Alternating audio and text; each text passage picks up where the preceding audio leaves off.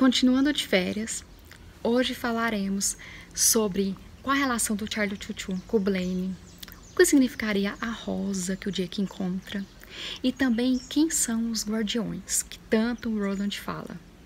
E eu também falarei sobre algumas obras do King que fazem referência à Torre Negra.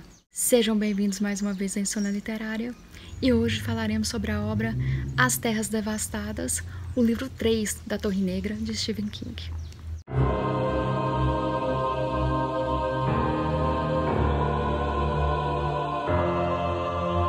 As Terras Devastadas foi publicada em 1991. O que eu estou mostrando aqui para vocês é da editora Objetiva. A capa é da Pós-Imagem Design e a tradução é de Alda Porto. E o que encontramos aqui na história? A leitura, sob o meu ponto de vista, continua emocionante. E ao ler eu consegui, assim, no meu ponto de vista, repartir o livro em duas partes. A primeira parte, que é a saga do Jake, em buscar, uma forma de chegar na Torre Negra. Essa parte, o King, não vou falar que ele protelou, mas ele, que foi escrevendo para causar aquela sensação de ansiedade na gente, na agonia de falar assim pro Jake, vai logo, desiste de tudo, pega logo isso, corre antes que alguém te descubra. Então eu acredito assim que ele acabou protelando um pouquinho a ida, finalmente ao mundo médio, para causar aquela tensão, para a gente conseguir sentir mais ou menos o que o Jake estaria sentindo. Então a gente vê que o Jake é essencial de duas formas, um para completar o catete e o segundo para não deixar o Roland ficar louco de vez, coitado. O mais interessante é que esse catete, formado por heróis, vamos assim dizer, não são pessoas perfeitas, é a união de pessoas que um complementa o outro e um ajuda o outro a melhorar. Por exemplo, o Roland, como a gente viu no livro 1, ele estava disposto a alcançar a Torre Negra e não importava, tudo quanto é problema, tudo quanto é empecilho que chegava nele, ele resolvia como? Matando, sabe? Assim, infelizmente, ele tinha que matar porque ele tinha um ideal maior.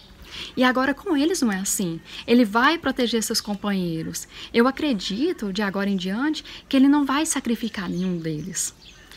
O Ed é um isolado da sociedade, drogado, traficante, sem nenhum futuro. Então, a vinda para ele para esse mundo vai tornar ele uma pessoa bem melhor. A Susana, coitada, nem preciso falar.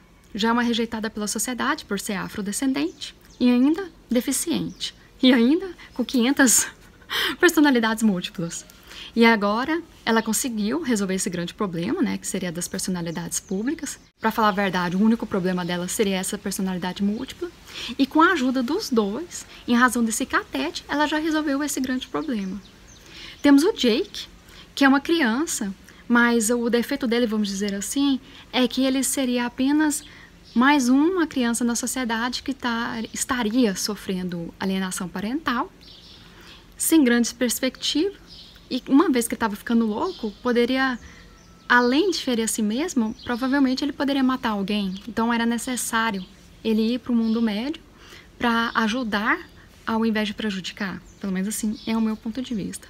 E até o nosso queridíssimo Oi, o nosso trapalhão, ele, coitado, ele é mais evoluído que os demais da espécie e ele foi rejeitado. Então é outro excluído da sociedade. Então são pessoas que o catete é necessário para cunho moral e também deles mesmos se sentirem prestativos de certa forma, porque todos eles, todos eles, sem ser o Roland, eles seriam apenas mais um na sociedade que seria esquecido e marginalizado. Como eu já disse, a segunda parte da história é muito mais intensa, tem muita ação e o objetivo deles é que eu não vou contar pra vocês. E o livro acaba daquela maneira que você fala, meu Deus do céu, eu já tenho que começar o livro 4 agora. Ou seja, é um livro bom e pra mim King terminou muito bem a leitura. Porém, apesar de ser dinâmica a leitura, fácil em comparação ao primeiro livro, tem algumas coisas que deixam a gente em dúvida. Por exemplo, quem são os grandes guardiões? Por que aquela rosa teve tanto impacto com Jake? E por que se falou tanto no Charlie Choo-Choo? Começando, o Charlie Choo-Choo seria o Blaine no espaço-tempo do Jake. Então, é a representação do Blaine. Na realidade, esse livro não existia na época que o King lançou o livro. Era apenas uma história de ficção dentro de outra história de ficção. Porém, alguns anos depois, ele virou um livro real.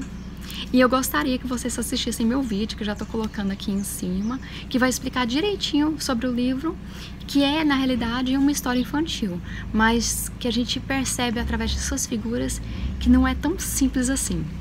E por que que a Rosa chama tanta atenção do Jake?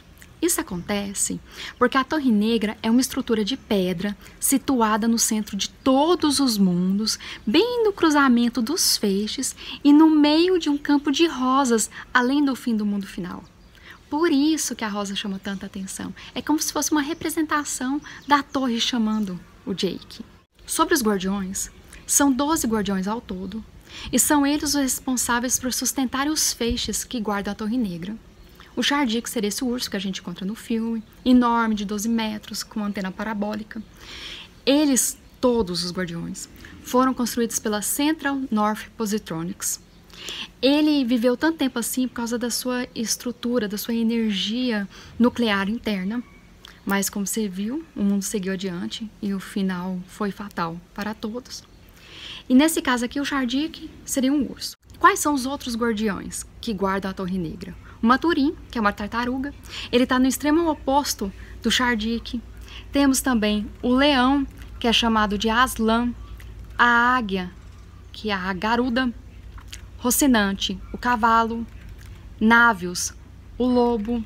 Temos também o cachorro, que é o oposto do cavalo, ou seja, está na extremidade oposta. O Camazotes, que é o morcego.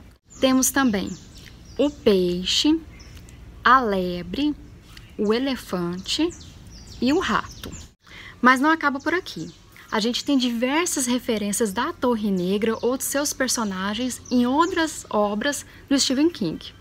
São elas: em Insônia, um jovem Patrick Denville, ele desenha com giz de cera o Roland em pé no campo de rosas da Torre Negra.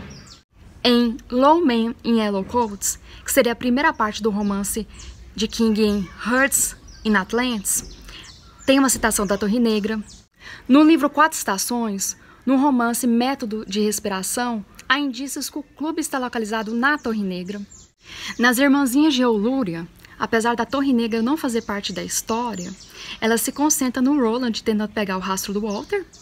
E as Little Sisters, vamos assim dizer, elas têm uma rosa vermelha bordada em seus hábitos sobre seus corações. Na Dança da Morte, a gente vê que o Flag é o Homem de Preto. E a gente tem certeza disso, porque ele vai fazer uma citação no livro agora, nesse livro 3, que é a mesma frase que ele fala na Dança da Morte. Então, deixa a gente, sem dúvida nenhuma, que se trata da mesma pessoa. É interessante a gente falar também que Shardik é um urso que é encontrado em um romance do Richard Adams, um romance de 1974, ou seja, foi uma outra inspiração que King teve.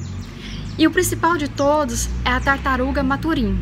Ela sim, ela causa grande impacto, nem mais nem menos, na grande obra It, do Stephen King. O nome da tartaruga também não vem por mero acaso. Maturin é uma referência a Stephen Maturin, um naturalista da série de romances da Abril Maturin, que foi escrita por Patrick O'Brian. No romance It, não no filme, um dos personagens acabam percebendo a existência do Maturin. Inclusive, um deles fala pro Bill que o Maturin está morto. E quando ele faz aquele ritual de Shud, ele percebe que o amigo dele não estava mentindo. E a tartaruga, na realidade, acaba aconselhando eles a uma forma de acabar, de eliminar o It. O universo da Torre Negra, como vocês já devem ter percebido, ele não apenas está nos livros. Tem gibis, tem muito material para a gente pesquisar. À medida que eu vou lendo os próximos livros, eu vou procurar para a gente começar a desmistificar, desbravar esse mundo fantástico do Stephen King. Aproveito e convido todos vocês a participarem da leitura coletiva do livro 4, que já vai começar esse mês. Está lá no Instagram do Stephen King Brasil. Um grande abraço a vocês, muito obrigada de me acompanhar até aqui e até mais.